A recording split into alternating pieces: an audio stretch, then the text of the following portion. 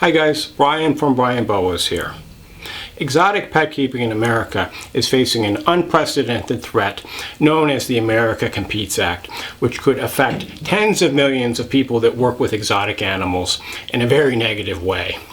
Today I'm going to give a brief update on what's going on with this pending legislation, speculate on some possible scenarios, and then discuss what we can do about it. If we want to preserve our rights to keep these amazing animals, from reptiles to birds to fish to invertebrates to countless other species, it's really important we all band together and fight this egregious and despicable pending legislation. Since I released my original video on this topic a week ago, there's been a lot of developments, and there's been a lot of questions and comments from people, a lot of discussion online, like on Facebook, a lot of different opinions, a lot of information to sort through, so it's not crystal clear what's going on at this point. But I've looked through all this different information. Some people are saying that this is an overreaction and, why do we have to worry? There's so many people that would be affected, this will never pass. And the more I look into it, the more worried I get, to be honest. In all sincerity, seems to be a huge power grab. It would affect so many different people, pretty much anyone that keeps a species of animal other than the traditional domestic animals like dogs, cats, and a handful of farm animals. Since I released my original video a week ago, the bill was actually passed in the House of Representatives.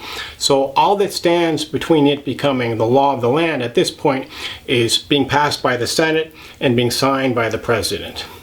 And so if you are new to this, basically what happened is this is an act that is on the surface supposedly about improving competition, economic competition of America with China, improving access to silicone chips and semiconductors, and improving science education. But unfortunately, they were able to bury things into this act that have nothing to do with that.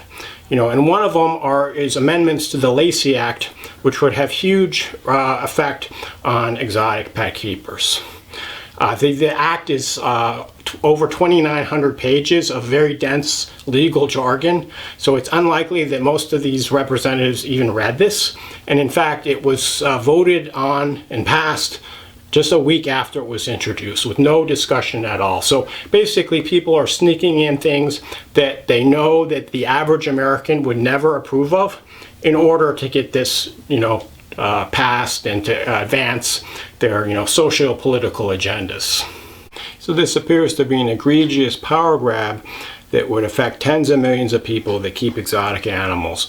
And the way that it works is that it's going to ban the importation of any species that's not on what's known as a whitelist. And the whitelist are the approved species. So this is probably going to be limited to just domestic animals, dogs, cats, farm animals, a handful of species. Likely, I would imagine there won't be any reptiles.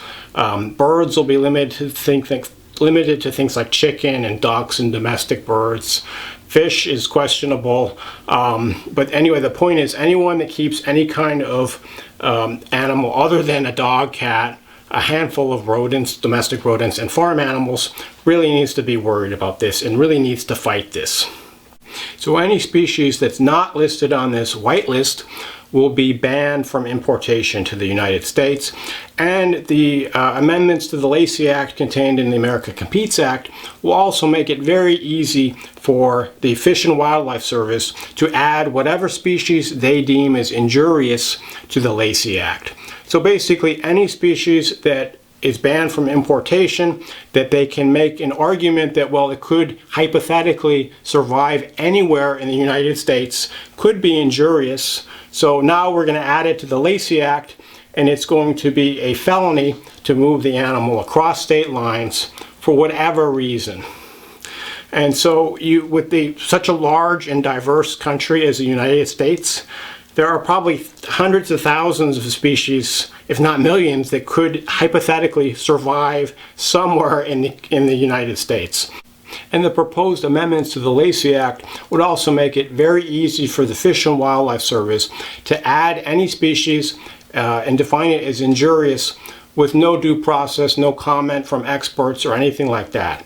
So in essence, if this passes, pretty much any species other than domestic species will now be part of the Lacey Act.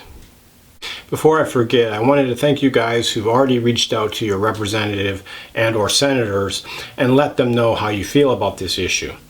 I also want to thank those of you guys who supported US ARK. I think US ARK is our best bet in getting this legislation removed and not passed. In fact, back when the original 9 large constrictors were added to the Lacey Act, it was US ARK's lawsuit that ultimately overturned that. I would highly recommend that you just follow the US ARK website and take into account their advice and how we can fight this. And together I think that we can get through this and not have this ruin reptile keeping and keeping of all other exotic animals in America. So I'm just going to briefly review the results of the vote that happened in the House of Representatives a week ago. And so the yeas, people that voted in favor of it, were 222. The nays voted against it were 210 votes. But if you break it down by political party, the Democrats, 221, voted yes. Only 1 Democrat voted no. Of the Republicans, only 1 voted yes, 209 voted no. So it's pretty clear that there is this party line and that most of these representatives, rather than representing the interests of their constituents, are just simply voting the party agenda and supporting these socio-political agendas hidden in this act. And so this is important because it's likely that a similar thing might happen in the Senate as far as the breakdown down the different party lines, and this will be important in predicting the results of whether this is going to pass or not. So what exactly is going to happen to exotic pet keeping if this act does become the law? Well, first of all, they're not going to come and seize reptiles. This isn't a ban on ownership of these animals. What it is, it's a ban on importation or transport across state lines. So in theory, I could continue to own my animals in California. I could continue to sell them in California, provided that the California state government doesn't, prohibit them somehow. But it would prevent me from transporting them across state lines, whether for sale, to go to a veterinarian, to move to a different state, or whatever reason. And this prohibition from moving across state lines would apply to any species not on this white list. And so this would be a federal felony. And even if you wanted to move, let's say you have a collection of 6 boa constrictors, you wanted to move from Connecticut to Pennsylvania. Well, to do that, you would have to drive through New York and New Jersey into Pennsylvania, which means you would cross the state lines 3 times. So that would be a total of 18 counts because you got 6 reptiles you're transporting across 3 state lines, which is a total of 18 violations. Each of these violations would be punishable by a maximum of 5 years in prison and $20,000 in fines. So this is not something to joke about. This is serious stuff. This would be classified as a wildlife crime, akin with wildlife smuggling or, taking endangered species out of the environment and smuggling them into the U.S. And, this is not taken lightly in this country. So this is very, very serious stuff we're talking about. These restrictions would affect potentially tens of millions of people, anyone that keeps a species that's not on the white list. And people, I've been reading comments online, some people are saying, well, they're never going to know. I can just drive my car across the state line and, it'll be fine. That's really not true. Many states, such as California, have inspection stations set up on the highway along the border. And they will actually search your car. I know because several times when I've driven into California, I've had my car searched. And right now they're looking for, animals that are prohibited in California. For example, ferrets, gerbils, hedgehogs, and a number of other species, for whatever reason, are banned in California. So people who want to get a cute little pet ferret will sometimes go to Nevada and try to smuggle one back. But these animals have been confiscated and the people trying to do it have had to pay very large penalties. So this isn't something to take lightly, and believe me, they will enforce this law. And we shouldn't have to be labeled as criminals just for keeping animals responsibly. It's just absolutely reprehensible what they're trying to do here. Some of the people in the online discussions have rightly pointed out that this isn't an absolute ban. Okay, so if you own reptiles in, let's say, the state of New York, you can still keep them in New York. You can continue to breed them in New York, and you can continue to sell them in New York. You just can't take them over state lines. However, this doesn't mean that it's not ultimately a ban. So it's not quite that simple as it will be okay within our state. So as any of you guys who like locality boas know, they're very rare and hard to get. And in fact, many locality boas, there's only a handful of breeders working with them in the whole country. For example, the Corn Island boas, the Paraguanera Peninsula boas, South Brazilian boas, the list goes on. So if you live, let's say, in a small state like Wyoming or Vermont with a small population, it's highly unlikely there's going to be somebody in your state that is working with these species.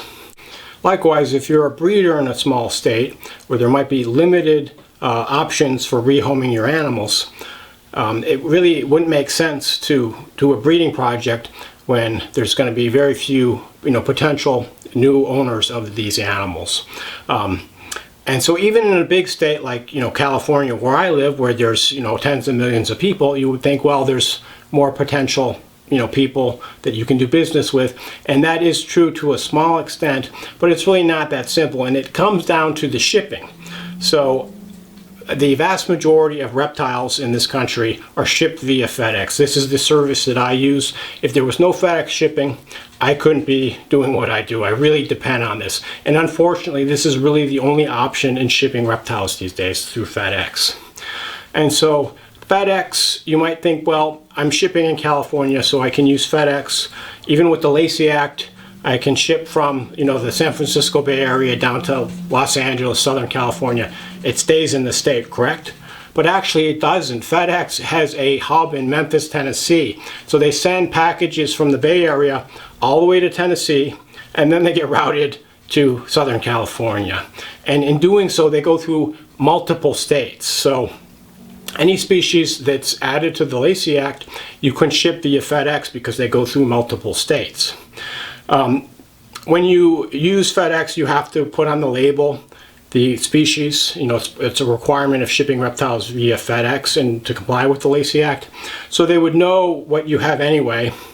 But it's really probably pretty likely that FedEx would just stop shipping reptiles altogether if so many of these reptiles are not on this white list and they're effectively banned.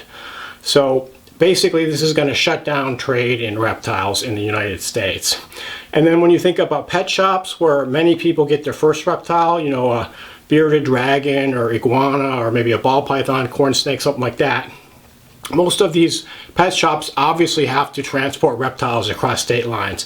So it's pretty likely that a lot of the pet shops would have to get out of selling reptiles, even if they're not technically shipping them across state lines. And I've been thinking a lot lately what would happen with my breeding operation if this goes into effect. I don't really know the answer. I'm not really wanting to think about the answer, because when people have a breeding operation, it's expensive.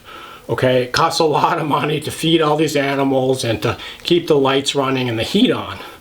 And breeders really depend on getting income from selling babies in order to keep their operation going. So there's really no way that I could keep my operation going financially. And then what would be the point of keeping my operation going when I don't have homes for my babies to go to? So it's a really difficult thing to think about.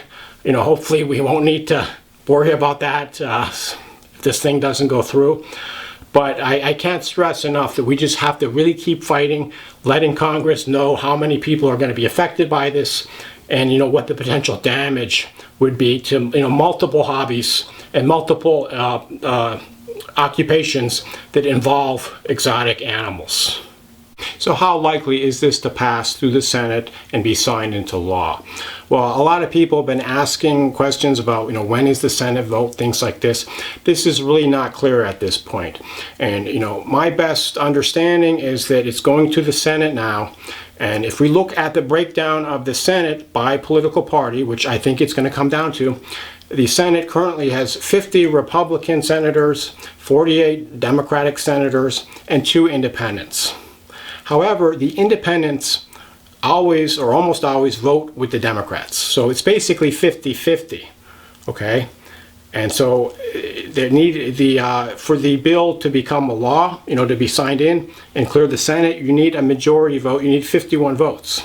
However, with a 50-50 split, the vice president casts the deciding vote. The vice president is a Democrat and will just vote with the Democrats. So based just on political party, there's 51 Democrat votes, there's 50 Republican votes, so it doesn't look very good. And when you consider that there are some Republicans, such as Marco Rubio, who actually wrote the amendments to the Lacey Act that are trying to be snuck in there, it really doesn't look very good at all. So it's looking like more and more that this thing has a very good chance of passing.